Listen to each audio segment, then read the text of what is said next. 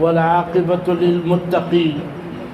والصلاة والسلام على خير خلقه محمد وعلى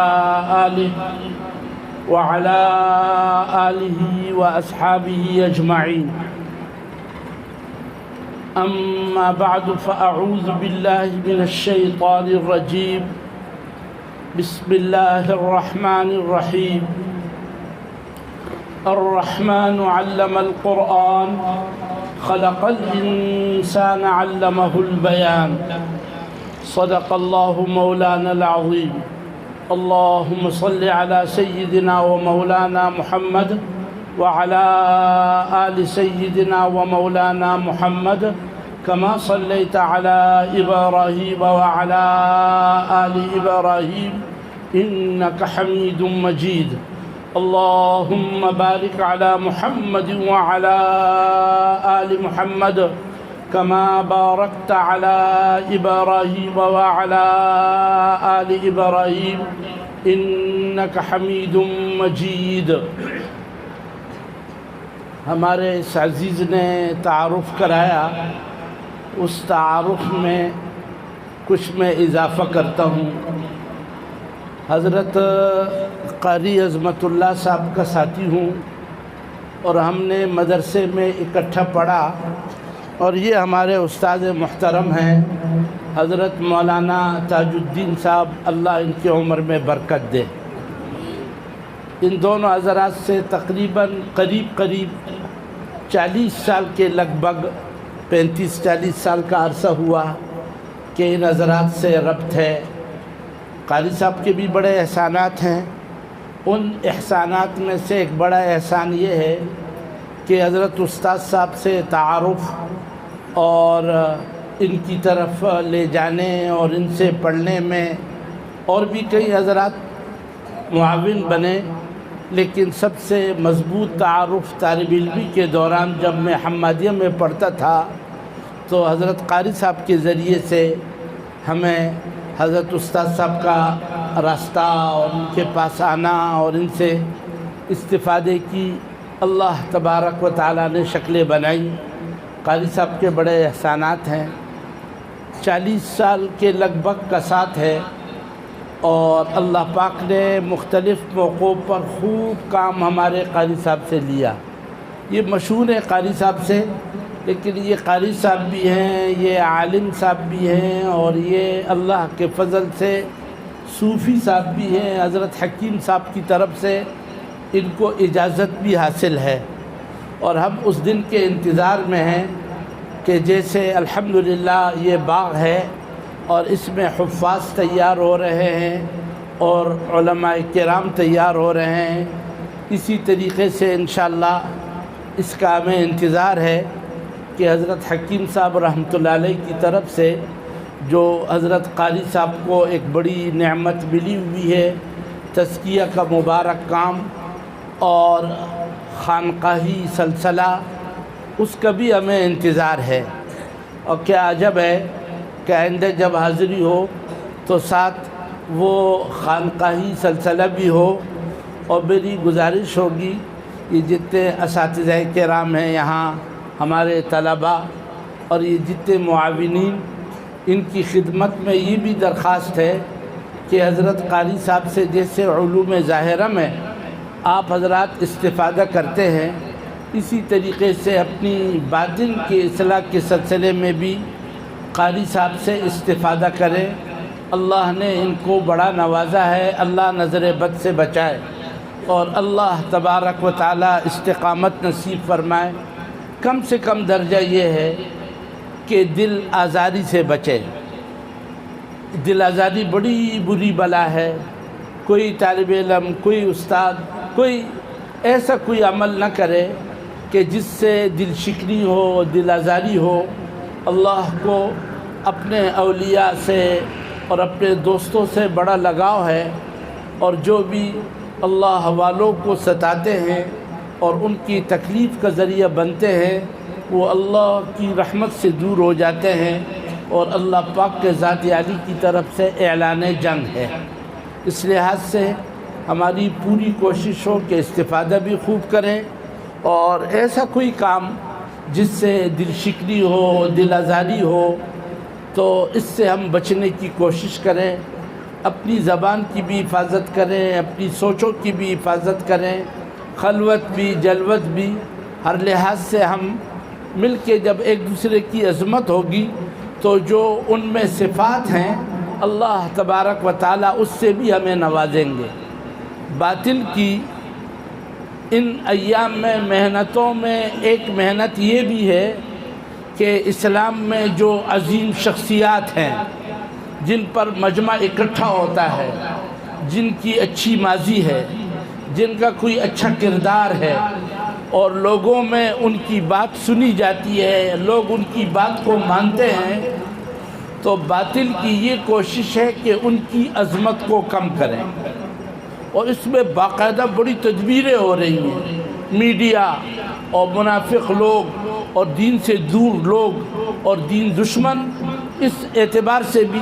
جیسے مسلمانوں کے ماضی کے بارے میں، قرآن کریم کے بارے میں، احادیث مبارکہ کے بارے میں، ختم نبوت کے بارے میں شک میں ڈالتے ہیں اور ان کو دور کرتے ہیں۔ ایک ان کا حملہ اس وقت پورا ایک منظم انداز ہے کہ وہ شخصیات اسلام میں جن کو اللہ نے ایک بڑا مقام دیا اور ان کی ایک حیثیت ہے، اور وہ باطل کو للکارتے ہیں، اور کسی بھی میدان میں، تصوف کے میدان میں، تبلیغ کی میدان میں، سیاست کے میدان میں، تصنیف کی میدان میں ان کا کوئی مقام ہے، اس مقام کو گھٹانے کے لیے بڑی کوشش ہو رہی ہے، کیونکہ اگر عظمت دل سے نکل جائے گا تو پھر اس کے بعد ان لوگوں کے ساتھ جو بھی کھیل کھیلو، جس باطل نظریے کا ان کو شکار کرو، وہ شکار ہوں گے۔ تو اس سے شخصیات بڑی مشکل سے تیار ہوتی ہے، بڑی قربانی کے بعد تیار ہوتی ہے، بڑے مجاہدوں کے بعد تیار ہوتی ہے۔ تو موجودہ جو بھی اللہ پاک نے ہمیں سیاست میں شخصیات دیے ہیں، یا تصنیف و تالیف کے میدان میں، یا تصوف کے میدان میں، اللہ کے فضل سے ہمارے اکابر، اللہ کے فضل سے حیات اکابر بھی ایسے ایسے ہیں، اللہ اکبر، ایک ایک کا نام لیا جائے، بڑا مقام اور ان کی بڑی حیثیتیں، اور اللہ پاک ان سے بڑا کام لے رہا ہے، لیکن پورا باطل اس کی پوری تدبیریں کر رہا ہے۔ کبھی حضرت مولانا فضل الرحمان صاحب کے بارے میں، کبھی حضرت شیخ الاسلام مولانا تقی عثمانی صاحب کے بارے میں، کبھی حضرت مولانا طارق جمیل صاحب کے بارے میں، اور اس طرح مختلف مشائخ اور اکابر کے بارے میں شک میں ڈالنا اور ایسے تذکرے کرنا کہ مجمع میں اور لوگوں میں ان کی عظمت ختم ہو جائے، یہ بھی باطل کی ایک بڑی محنت ہے، اس کو سمجھنا چاہیے۔ تو جو اللہ پاک نے آپ کو اساتذہ اعظام دیے اور جو اکابر دیے، اگر ہم ان کی قدر کریں گے، ان کی عظمت ہوگی، ان کی عقیدت ہوگی، تو جو اللہ تبارک و تعالیٰ نے ان کو خوبیاں دی ہیں ان سے ہم استفادہ کر سکیں گے۔ سب سے پہلے زوال عقیدت کی کمی آتی ہے، آدمی کے دل میں عقیدت نہیں رہتی اور غیبتوں میں لگ جاتا ہے اور برائیوں کے چرچوں تذکروں میں لگ جاتا ہے، اور ہوتے ہوتے اس شخصیت میں جو کمالات ہوتے ہیں ان سے محروم بھی ہو جاتا ہے، اور آگے جا کر کے وہ فتنہ بن جاتا ہے، اور جو خیر وجود میں آ رہی ہیں کسی مدرسے کی شکل میں، کسی خانقاہ کی شکل میں، اسلامی نظام کے لیے کوشش کی شکل میں، وہ ساری کوششیں تار تار ہو جاتی ہے اور باطل کا منصوبہ پورا ہو جاتا ہے۔ اس لحاظ سے اللہ تبارک و تعالی ہماری حفاظت فرمائے اور بتکلف عقیدت بڑھاؤ، پھر ہم انشاءاللہ ایک وقت آئے گا دل میں عظمت بھی آئے گی اور استفادہ بھی کر سکیں گے۔ بہرحال حضرت کے ساتھ ایک تعلق اور قریب کا تعلق، اس لیے مجھے بڑا اطمینان ہے، اللہ نے ان کو قوت دعا بھی دی ہے، اور جو لوگ ان کو ستاتے ہیں نا، توبہ توبہ، میں نے ان کو ایسا ذلیل ہوتے دیکھا ہے، یا اللہ، بڑی حیرت ہوتی ہے۔ کئی مثالیں میرے سامنے ہیں، یہ اس لیے عرض کر رہا ہوں کہ الحمدللہ آپ حضرات کا دن رات کا ساتھ ہے اور آپ حضرات پر احسان بھی ہے، تو اگر ہم اپنے محسنین کو پہچان لیں گے اور ان کی عظمت دل میں ہوگی تو استفادہ بھی کر سکیں گے، دل آزاری سے بھی بچ سکیں گے۔ اور سب سے بڑی بات یہ ہے کہ یہ جو شکل اللہ نے نصیب فرمائی ہے، اس شکل کے ہم پر بڑے احسانات ہیں۔ ابھی ہمارے استاد محترم دفتر میں ارشاد فرما رہے تھے کہ ان مدارس نے یہ جتنی شخصیات تیار ہو گئی، بڑے بڑے لوگ، ان مدرسوں کے ہم پر احسانات ہیں۔ ہم کہاں تھے؟ جنگلی لوگ، پہاڑ والے لوگ، کوئی ہمیں پوچھتا نہیں تھا، ہماری کوئی حیثیت نہیں تھی۔ اللہ تبارک و تعالیٰ کے ہاں یہ کام بڑا محبوب ہے۔ اللہ اکبر۔ اللہ نے اپنا تعارف کرایا، الرحمن علم القرآن خلق الانسان علمہ البیان۔ اللہ پاک کے ذات علی کا ذاتی نام تو لفظ اللہ ہے، اللہ، جو سارے کمالات کے، جتنے بھی کمالات کے صفات ہیں اس سب کو اپنے اندر سموئے ہوئے ہیں، اور سارے جتنے بھی نقائص ہیں، عیوب ہیں، اس سے مکمل طور پر پاک، المستجمع لجمیع الصفات الکمال۔ اللہ، یہ اللہ کا ذاتی نام۔ اور اللہ پاک کے ذات علی کے صفات میں سب سے بڑی صفت جس کا کسی مخلوق کے لیے بولنا جائز نہیں، کسی کا نام عبد الرحمن ہو اور آپ اس کو کہیں رحمان بھائی، رحمان بابا، یہ کہنا جائز نہیں ہے۔ حضرت مفتی محمد شفیع رحمہ اللہ نے معارف القرآن میں کئی جگہ اس کو لکھا ہے کہ باقی ناموں میں تو باقی مخلوق کے لیے رحیم بھائی، مالک بھائی، یہ بھی اللہ کے صفات ہیں، لیکن اس میں مخلوق کے لیے اس کا بولنا جائز ہے۔ لیکن لفظ رحمان اللہ پاک کے ذات علی کا ایسا وصف ہے، ایسی صفت ہے کہ یہ کسی مخلوق کے لیے بولنا جائز نہیں ہے۔ الرحمن، جب خاص صفت رحمت ٹاٹے مارتا ہوا سمندر ہو جائے اور خوب رحمت بڑھ جائے اور خوب بڑھے اور اس کی کوئی انتہا نہ ہو، تو اس کی تعبیر ہے الرحمن، الرحمن، الرحمن۔ اس رحمان جو کہ جس کی رحمت ٹاٹے مارتا ہوا سمندر اور اس کی کوئی انتہا نہیں اور وہ کبھی ختم ہونے والا نہیں، اس رحمان کی رحمت کی جو شان ہے وہ کس چیز میں جھلک رہی ہے؟ کیسے پہچانو گے کہ وہ رحمان ہے؟ اس کی شان رحمت جھلک جائے، چلک جائے، نظر آنے لگے، گلی گلی، شہر شہر، علاقے علاقے، گھروں میں اس کی شان کو اگر سمجھنا ہو تو اس کی ایک خاص صفت ہے جس کو اس کریم رب نے الرحمن کے بعد ذکر فرمایا، اور وہ یہ ہے کہ علم القرآن، علم القرآن، علم القرآن۔ رحمان قرآن کا معلم، رحمان قرآن کا معلم، رحمان قرآن کا معلم۔ اللہ اکبر۔ شاگرد کون؟ حضرت محمد صلی اللہ علیہ وسلم۔ حضرت فرماتے ہیں انما بعثت معلما، انما بعثت معلما۔ تو معلم قرآن رحمان، اور رحمان نے ایک عظیم شاگرد تیار فرمایا حضرت محمد صلی اللہ علیہ وسلم، اور ان کو معلم بنا کر بھیجا۔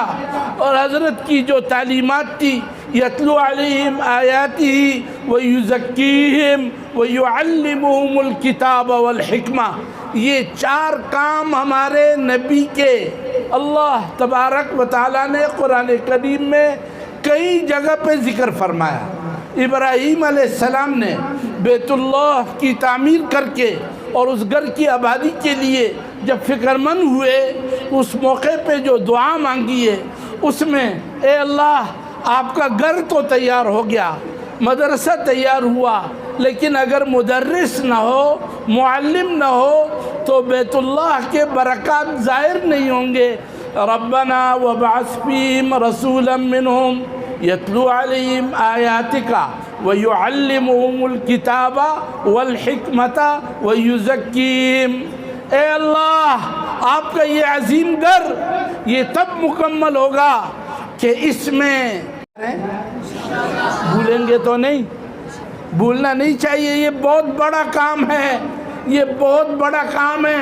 اگر لیا اور آگے دیا نہیں بڑی زیادتی ہوگی۔ آگے دینا، ابھی سے اپنے گراف ڈھونڈو، اور کون ایسا ہے کوئی کمزور طالب علم اس کو سنبھالیے، اپنے پڑوسیوں میں ارد گرد، اپنے گھر میں جب جاؤ تو وہاں پر اپنے والد صاحب کی قرأت ٹھیک ہو، آپ کی والدہ کی قرأت ٹھیک ہو، آپ کے بھائیوں کی قرأت ٹھیک ہو، آپ کے بہنوں کی قرأت ٹھیک ہو۔ ابھی چھٹیاں آ رہی ہیں، ہماری چھٹیاں ضائع نہ ہو، باقاعدہ کچھ کام لے کر جائیں۔ میں اللہ کے فضل سے جامعہ رحمت للعالمین میں قرأت ٹھیک کر کے آیا ہوں۔ میرے گھر میں کیوں کوئی ایسا شخص ہو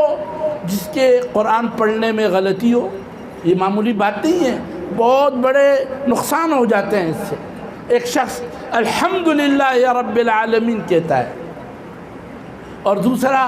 الحمد کی جگہ الحمد کہتا ہے، الحمد معاذ اللہ۔ الحمد کا معنی ساری تعریفیں اللہ کے لیے، لیکن جو بھی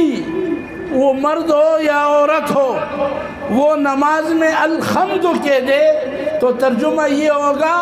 سارا بجھنا اللہ کے لیے، فَإِذَا هُمْ خَامِدُونَ، بجھنا اللہ کے لیے۔ کہاں حمد اور کہاں حمد۔ قُلْ يَا أَيُّهَا الْكَافِرُونَ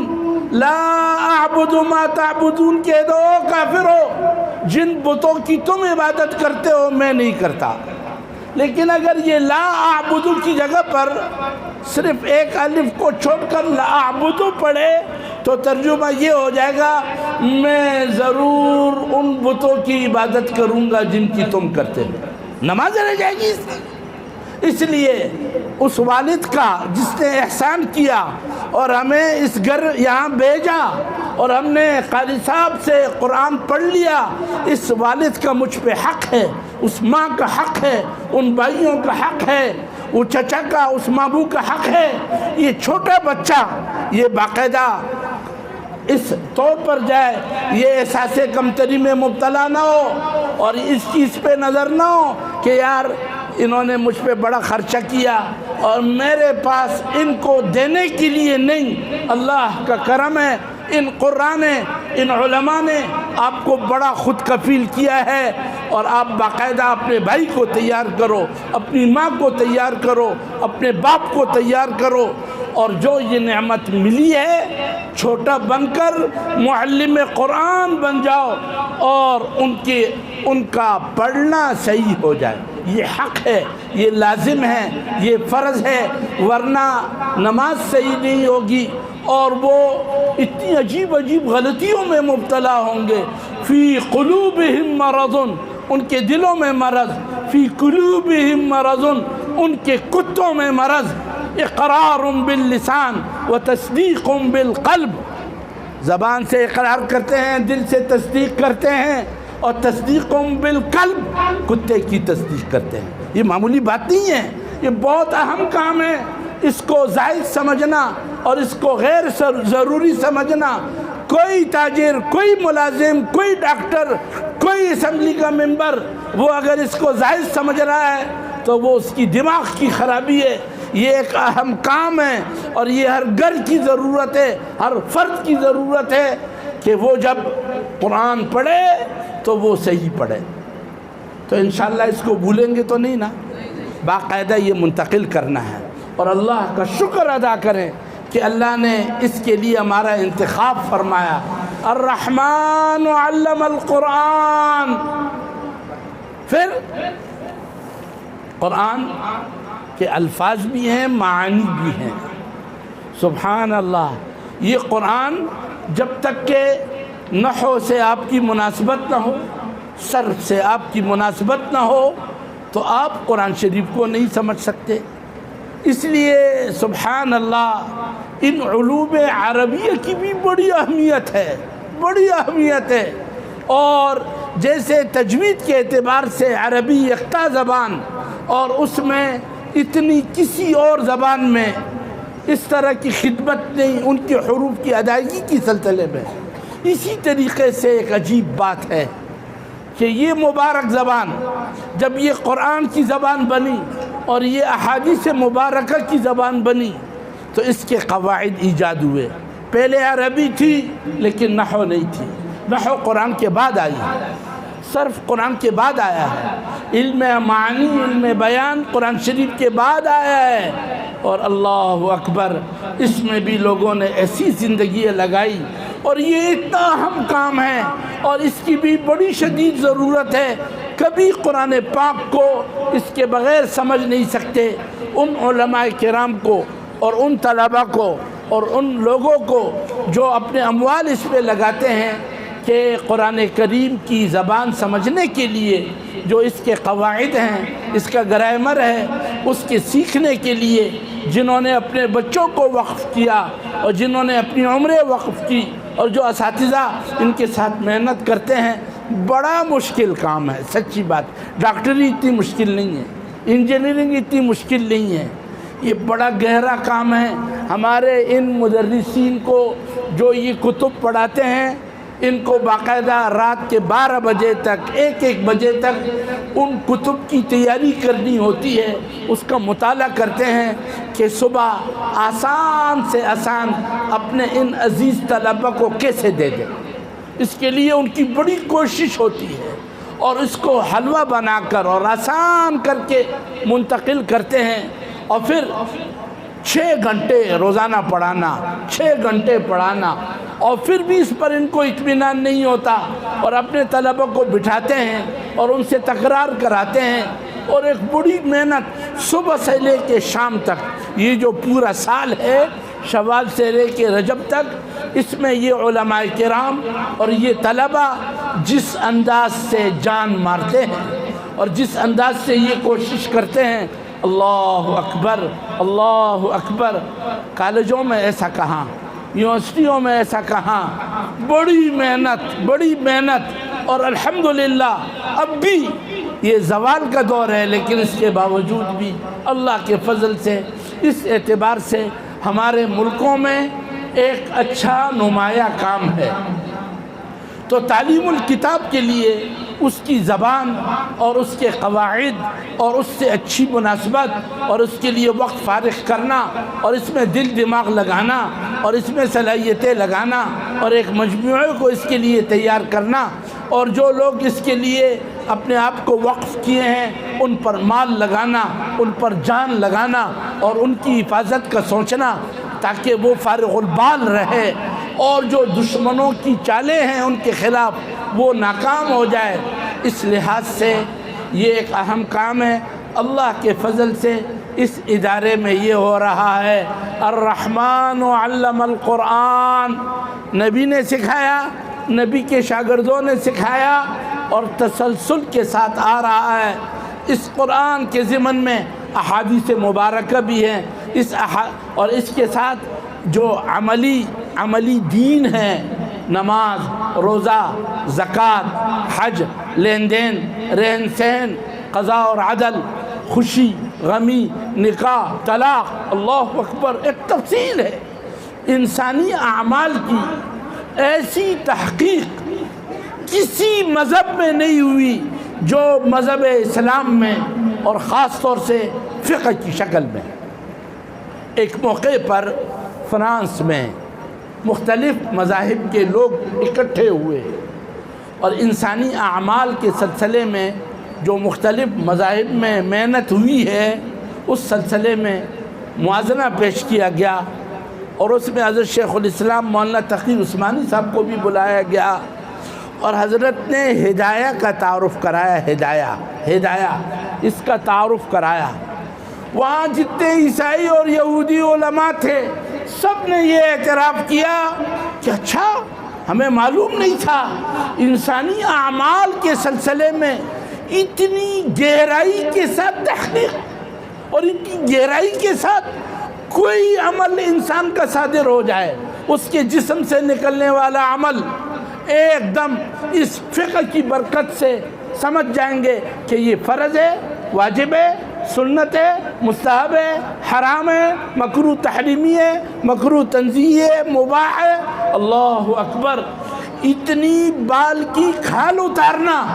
یہ صرف اسلام کی خصوصیت ہے اور یہ صرف فقہ کی خصوصیت ہے اور یہ اتنی بڑی نعمت ہے اور الحمدللہ الحمدللہ اللہ کا کرم ہے اس اعتبار سے بھی خاص لوگوں کو تیار کیا جاتا ہے اور ان مدارس نے ایسے مفتی اور ایسے مشائخ تیار کیے کوئی بھی آپ کا مسئلہ آتا ہے اللہ اکبر اتنے اچھے انداز سے آپ کو سمجھایا جاتا ہے اس طرح کر لو یہ ایک بڑا کام ہے تو الرحمن علم القرآن رحمان نے بڑے کام ہیں ان کے کل یوم و فی شان تعز من تشاء تذل من تشاء تؤتی الملک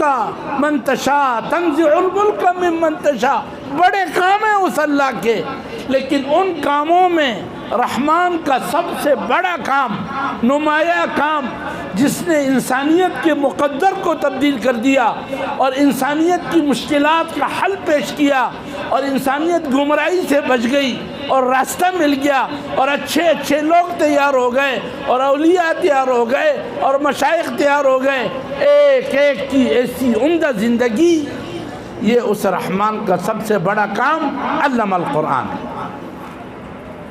پھر اس کریم رب نے بڑے مخلوق بنائے بڑی تعداد ہے مخلوق کی کوئی گن نہیں سکتا لیکن ان مخلوقات میں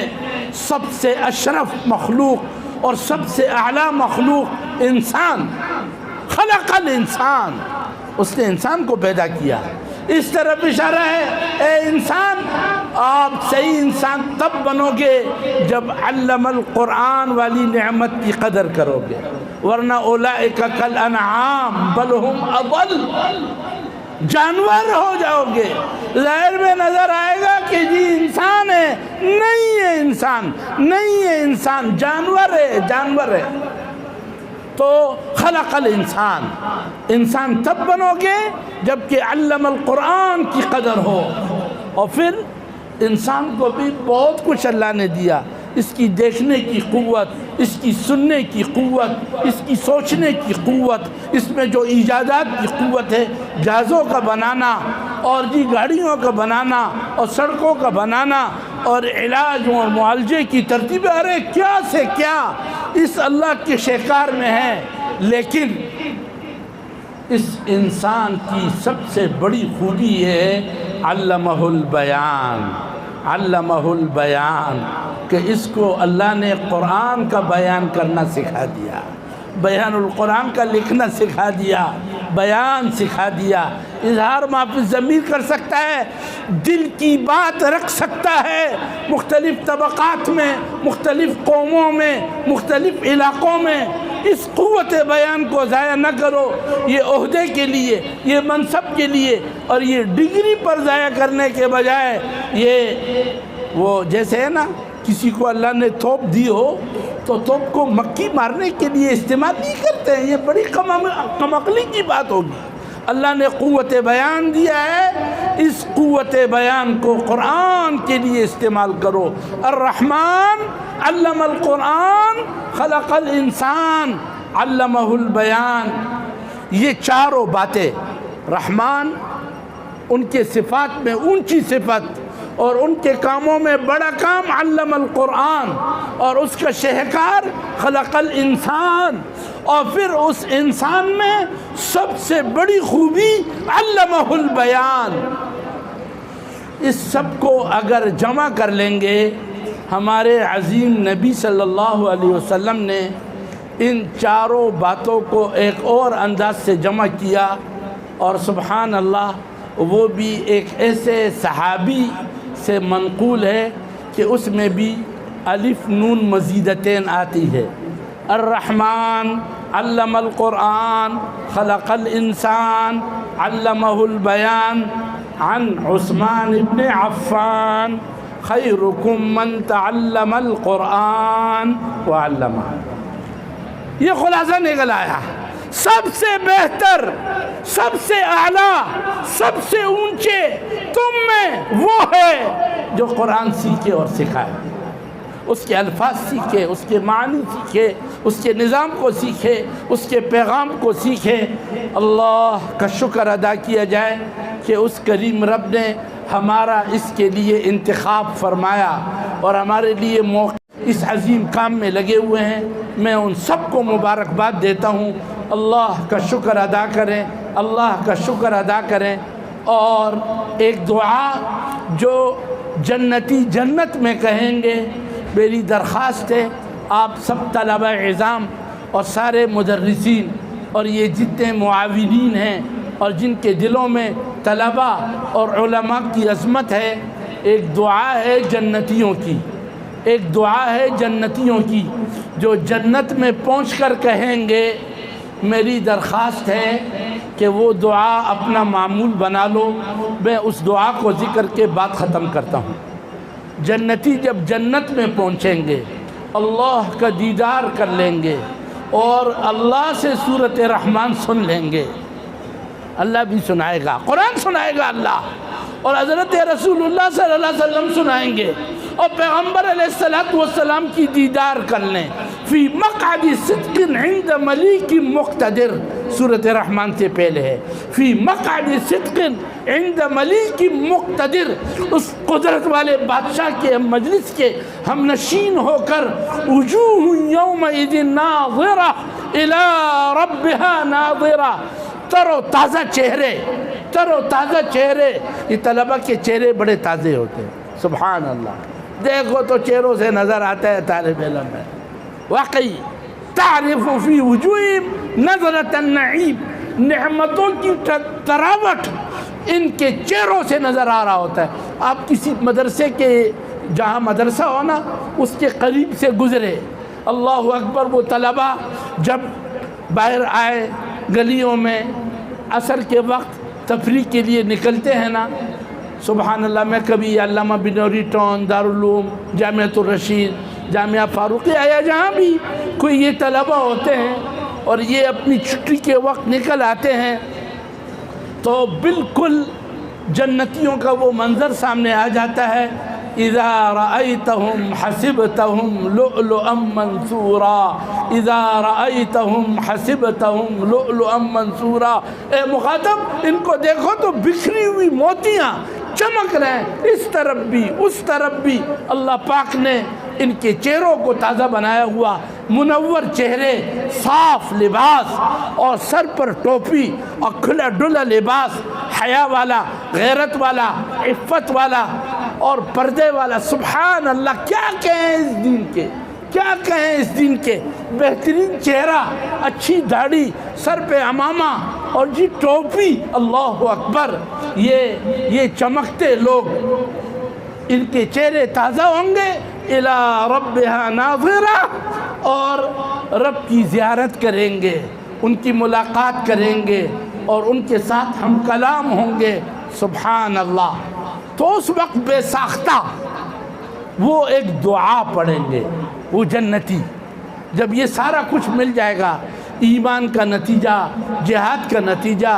دین کے سیکھنے کا نتیجہ ان کے سامنے جو آئے گا، جنت کی نعمتیں جو آئے گی، تو بے ساختہ وہ ایک دعا پڑھیں گے۔ اللہ کا کرم ہے کہ وہ دعا اللہ تبارک و تعالیٰ نے جنتی جو جنت میں کہیں گے، قرآن کریم کا حصہ بنایا، اور وہ کہیں گے الحمدللہ الذی ہدانا لہذا،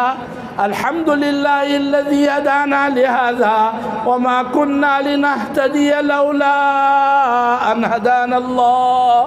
الحمدللہ الذی ہدانا لہذا وما كنا لنہتدی لولا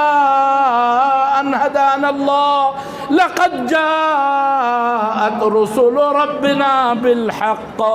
لقد جاءت رسل ربنا بالحق۔ یہ جنتی جنت میں کہیں گے۔ ساری تعریفیں اس اللہ کے لیے ہے جس اللہ نے اس راستے کی طرف رہنمائی فرمائی، یہاں تک پہنچا دیا، یہ دکھا دیا، یہ سمجھا دیا۔ وَمَا كُنَّا لِنَهْتَدِيَ لَوْلَا أَنْ هَدَانَ اللَّهُ، اگر اللہ ہدایت نہ دیتے ہوتے تو کبھی ہم یہ راستہ اختیار نہیں کر سکتے تھے، کہاں باجوڑو کہاں رحمت للعالمین مدرسہ، اور کتنی دوری اور کیسے فاصلے اور کیا کیا حالات اور کیا کیا رکاوٹیں اور کیسے دشمنوں کی چالیں، اس میں کوئی بچ کر آ جائے اور کوئی اپنی زندگی وقف کر لے اور کوئی استاد اس کے لیے آ جائے اور کوئی جگہ مل جائے، کوئی علاقہ مل جائے، کھانا مل جائے، لباس مل جائے، اللہ کے احسان کے علاوہ اس کی کوئی تعبیر نہیں ہو سکتی۔ وَمَا كُنَّا لِنَهْتَدِيَ لَوْلَا أَنْ هَدَانَ اللَّهُ، اگر اللہ ہماری رہنمائی نہ کرتے ہوتے اور اگر اللہ نے توفیق نہ دی ہوتی اور اللہ نے ہمارے ماں باپ کے دل میں نہ ڈالا ہوتا اور اللہ نے ہمارے لیے یہ فضا نہ بنائی ہوتی تو کبھی بھی ہم نہ یہ پڑھ سکتے تھے، نہ یہ سیکھ سکتے تھے، نہ یہاں رہ سکتے تھے۔ لیکن اس کے ساتھ جنتی اپنے محسنین کو بھی نہیں بھولیں گے، اور وہ واسطے جن کے ذریعے سے یہ نعمت ملی ان کا بھی تذکرہ کریں گے اور کہیں گے لقد جاءت رسل ربنا بالحق، ہمارے رب کے رسولوں نے اور ہمارے رب کے پیغام پہنچانے والے حضرات نے، ان علماء نے، ان مشائخ نے، ان اکابر نے جھوٹ نہیں بولا، حق دیا، حق کی طرف بلایا، حق پہ کھڑا کیا، حق پہ مرے، حق پہ مٹے، تو یہ حق کی طرف متوجہ کیا۔ اللہ پاک اپنے فضل سے ہمیں استقامت نصیب فرمائے۔ احساس کمتری میں مبتلا ہو جانا یہ بہت بڑا مرض ہے۔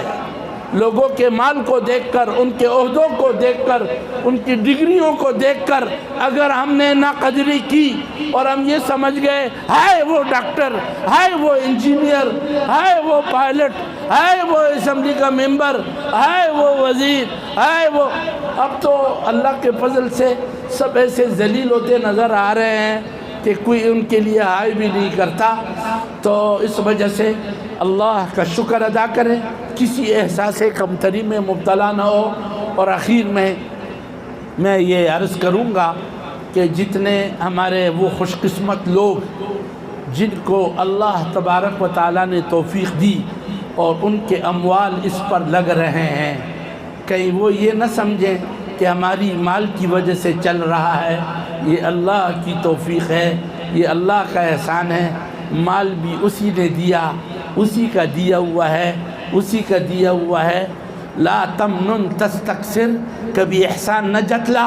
اور اس کو زیادہ نہ سمجھ، اس کو اللہ کی توفیق سمجھے، اللہ کا کرم سمجھے، اور خوب لگائیں اور اچھا لگائیں اور زیادہ لگائیں اور موقع تلاش کریں۔ اس انتظار میں نہ رہے کہ کوئی آ کر آپ کو کہہ دے آپ اس پہ اچھے لگتے ہو، کہ مواقع تلاش کریں، ضرورتیں تلاش کریں اور اللہ سے مانگیں۔ اور دیکھا گیا کہ جو لوگ ذمہ داری کا احساس کرتے ہیں اور اپنے اموال میں سے اموال فارغ کرتے ہیں، یہ دینا نہیں ہے، یہ لینا ہے۔ ایک آیات پڑھ کر بات ختم کرتا ہوں۔ انتم هؤلاء تدعون لتنفقوا في سبيل اللہ، اے لوگوں تمہیں دعوت دی جاتی ہے دین کی سربلندی کے لیے، دین کے بچانے کے لیے، دین کی حفاظت کے لیے، دین کی اشاعت کے لیے اپنے جان کو اور خاص طور سے اپنے اموال کو لگاؤ۔ انتم هؤلاء تدعون لتنفقوا في سبيل اللہ، اے لوگوں تمہیں دعوت دی جاتی ہے اللہ کے راستے میں لگاؤ، تو تم کیا کرتے ہو؟ فَمِنْكُمْ مَنْ يَبْخَلْ، تم میں سے بعض لوگ بخل کرتے ہیں، بچا کے رکھتے ہیں، یہ بیٹی کی شادی کے لیے، یہ مکان کے لیے، یہ اس کے لیے، یہ اس کے لیے۔ وَمَنْ يَبْخَلْ فَإِنَّمَا يَبْخَلُ عَنْ نَفْسِهِ، اس میں جو بخل کرتا ہے وہ اپنے ساتھ بخل کرتا ہے۔ اللہ دینے کے لیے یہ انتظام کیا ہے، لگاؤ ملے گا، اور یہ نہ سمجھو کہ ہماری وجہ سے چل رہا ہے۔ وَإِن تَتَوَلَّوْا يَسْتَبْدِلْ قَوْمًا غَيْرَكُمْ ثُمَّ لَا يَكُونُوا أَمْثَالَكُمْ، اگر تم رخ موڑو گے اور تم میں کبر آئے گا اور تم اپنے لگانے کو کچھ بڑی چیز سمجھ کر کے اور اس سے اعراض کرو گے تو یاد رکھو اللہ تمہیں ختم کر دے گا اور تمہاری جگہ پر اوروں کو لے آئے گا، وہ تم جیسے نہیں ہوں گے۔ خوب لگائیں گے، اس لیے اللہ سے یہ دعا مانگیں کہ اللہ محروم ہونے سے بچائے، اور اللہ ہمارے اموال کو اور ہماری جانوں کو اور ہماری اولاد کو اور ہماری صلاحیتوں کو اس دین کی حفاظت اور اشاعت کے لیے قبول فرمائے۔ وآخر دعوانا الحمد للہ رب العالمین۔